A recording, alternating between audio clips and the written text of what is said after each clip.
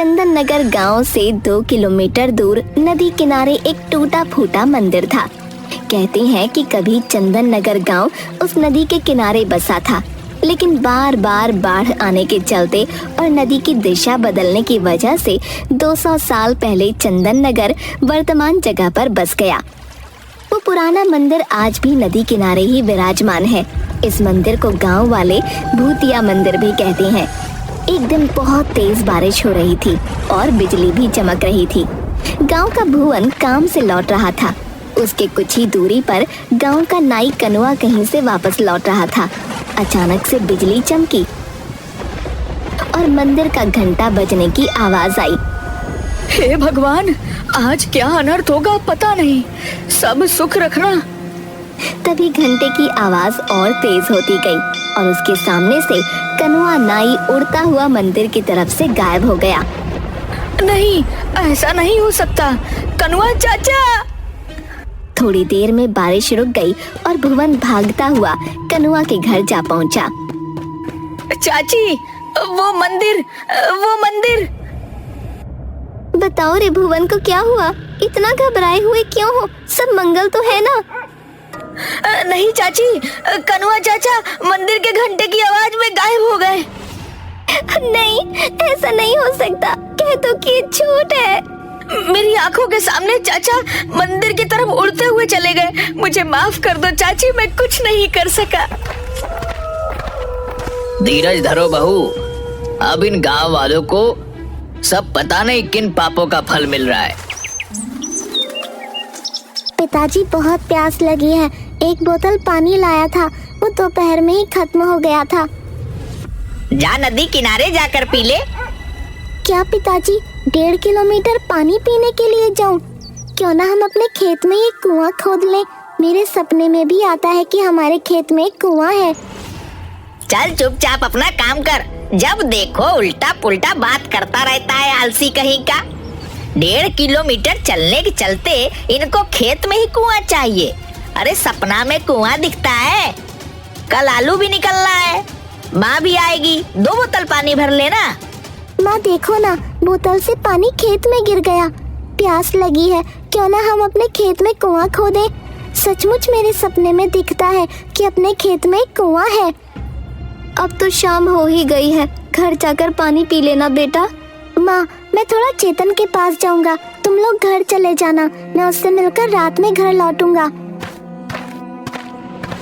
रतन और सुनीता घर चले जाते हैं। बंकू अपने दोस्त चेतन से मिलने जाता है।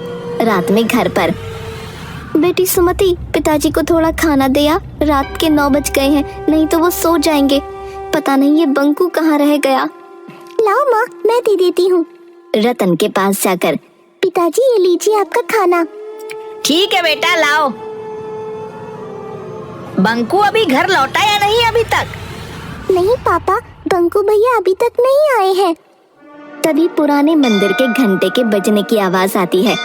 आज वर्षों बाद पुराने मंदिर का घंटा बजा था। बहुत दिनों बाद आज फिर पुराने मंदिर के घंटे बज रहे हैं। जरूर कुछ अनर्थ होने वाला है। यह बंकू ना जाने कहाँ रह गया। तभी सुनीता दौड़ती हुई आती है। अजी सुनते हो, बाहर पुराने मंदिर के घंटे बज रहे हैं। अभी तक बंकू भी घर नहीं लौटा। गजब हो गया, जाने क्या होने वाला है। अरे भाग्यवान, आ जाएगा। घंटे की आवाज सुनी होगी तो वह अपने दोस्त के घर ही रुक गया होगा फिलहाल। काश आप जो कह रहे हो वैसा ही हो। अरे पिताजी, आप दोनों घंटे की आवाज सुनकर इतना डरे हुए क्यों हो? आखिर बात क्या है उस घंटे में? उसी समय दरवाजे पर कोई दस्तक देता है। लो, आ गया मेरा बेटा बंकू। भगवान का लाख लाख शुक्र है। सुमति, जा, भैया आया है, खोल दे दरवाजा। सुमति जाकर दरवाजा खोलती है। अरे पंडित जी, प्रणाम। हाँ बेटा, मुखिया जी के यहाँ पूजा करवा कर लौट रहा था, तभी पुराने मंदिर का घंटा बजने लगा तो मैं यहाँ आ गया। अरे पंडित जी प्रणाम। आइए आइए, अंदर आइए।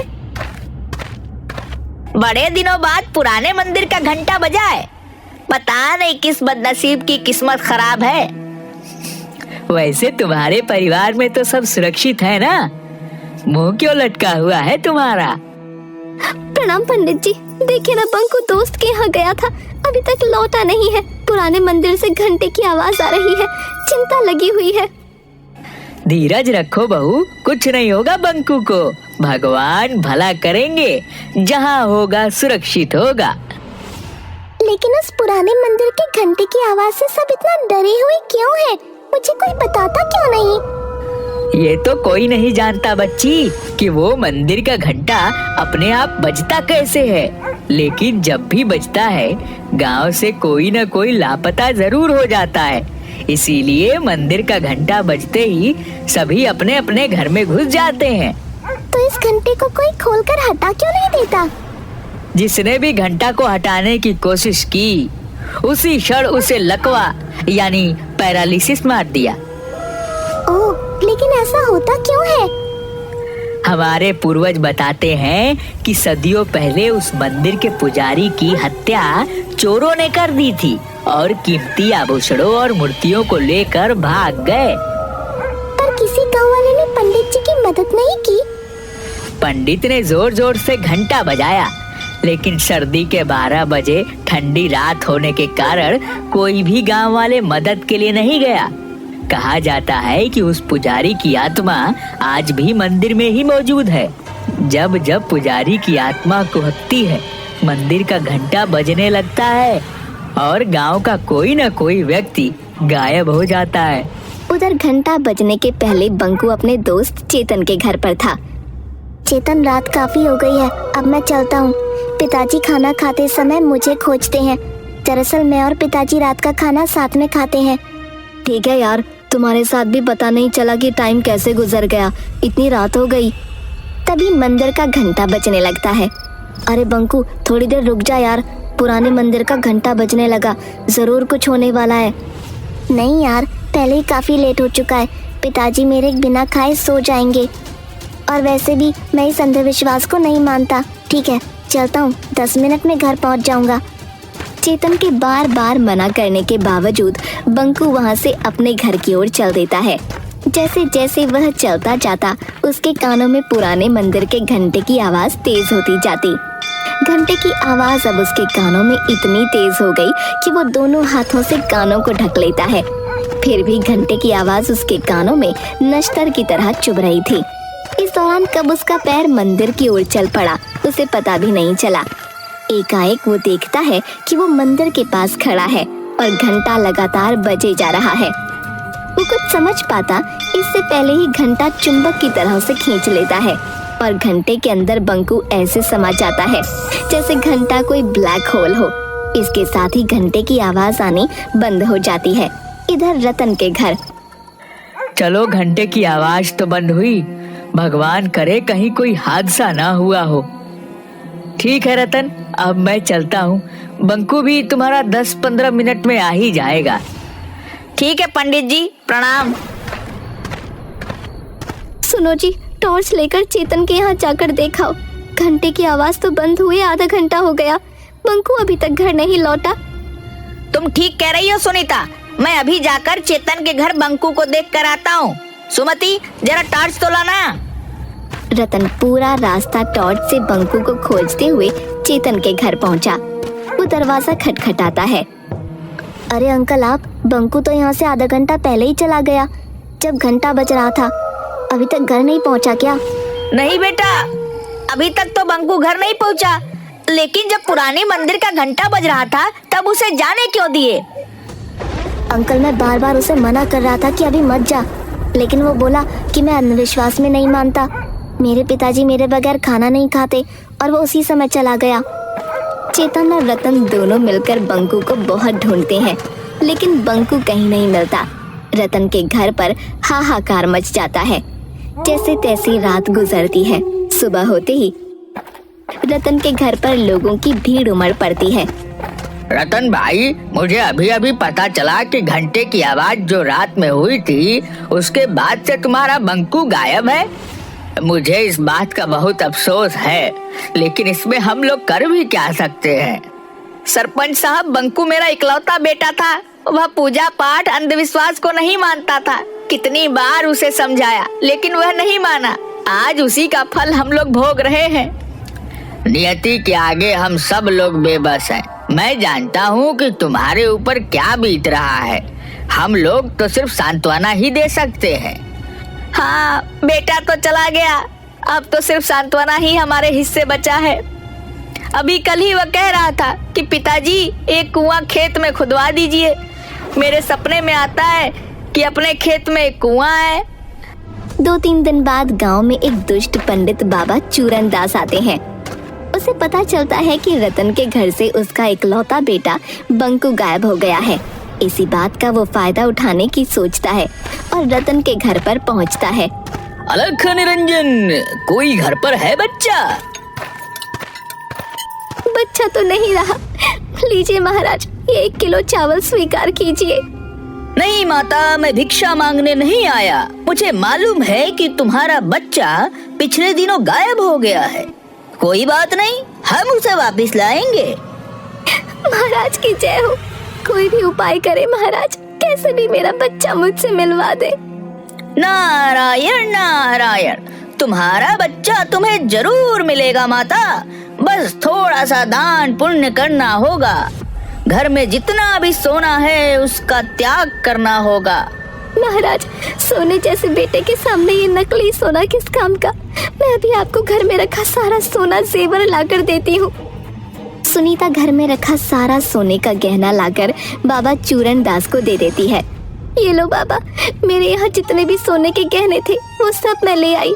रुको, ये कान में मेरी बाली भी ले लो। मुझे मेरे बेटे से मिलवा दो बाबा। अलख निरंजन, अब चलो, हमें पुरानी मंदिर चलना होगा। वहीं तुम्हारा बेटा तुमसे मिलेगा।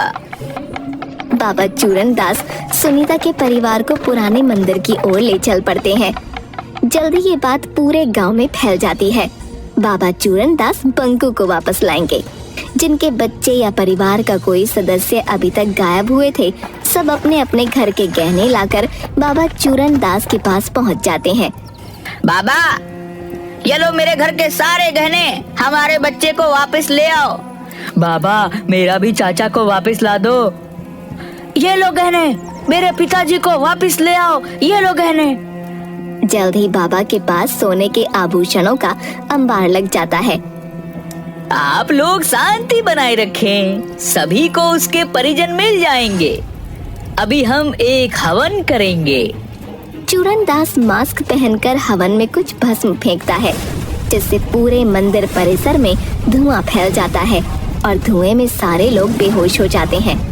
चूरन दास फौरन सारे जेवर समेटकर एक बोरे में भरकर भागने लगता है।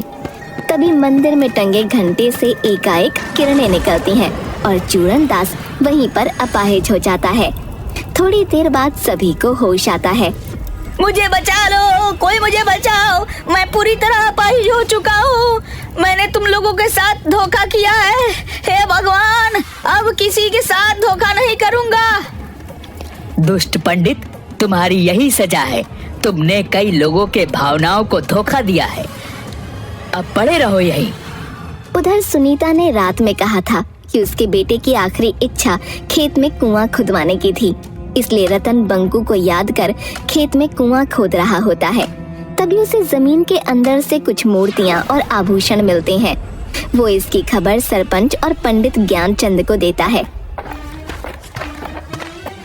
जरूर यह मूर्तियां वही पुराने मंदिर की है जो सैकड़ों साल पहले गायब हुए थे। शायद चोरों ने इसे यहाँ पर छुपा रखा था। अगर ऐसी बात है तो पंडित जी, इन मूर्तियों को गंगा जल से धोकर फिर से वहीं स्थापित किया जाए। पंडित ज्ञानचंद उन मूर्तियों को फिर से पुराने मंदिर में प्रतिस्थापित करवा देता है। तभी जोर से घंटे बजने लगते हैं। सभी लोगों में हाहाकार मच जाता है, क्योंकि सभी आज घर के बाहर मंदिर के पास खड़े थे। तभी अचानक सुमति चिल्लाती है, अरे माँ देखो, घंटी में से बंकू भैया निकल कर आ रही है। अरे ओ गिरधारी मेरे भाई, बरसों पहले तुम बिछड़ गए थे। जय हो देवी माँ, तेरी लीला अपरंपार है। अरे रामधन भी, सभी लोग निकल रहे हैं। आप आ गए, मुझे यकीन था आप आओगे। घंटे में से गायब हुए लोगों को निकलता हुआ सब देख रहे थे। किसी का बेटा, किसी की बहन, किसी के चाचा, किसी के दादा, सब लोग अपने परिजनों से मिलकर बहुत खुश थे। अरे मैं ठीक हो गया। जय हो बाबा, जय भगवान, तेरी महिमा तू ही जाने। चूरन दास, भगवान ने तुझे नया जन्म दिया है, इसीलिए इस जन्म में तुम अच्छे कर्म करो। तुम इस मंदिर का देखभाल करो, यही भगवान का आदेश है। मैं जीवन भर इसी चौखट पर पड़ा रहूंगा, मुझे मोक्ष यही मिलेगा। शायद आज इस मंदिर के पुजारी की आत्मा को शांति मिला होगा। मंदिर में भगवान फिर से स्थापित हो चुके हैं। इस घटना को आज कई साल बीत गए, लेकिन फिर कभी मंदिर का घंटा नहीं बजा।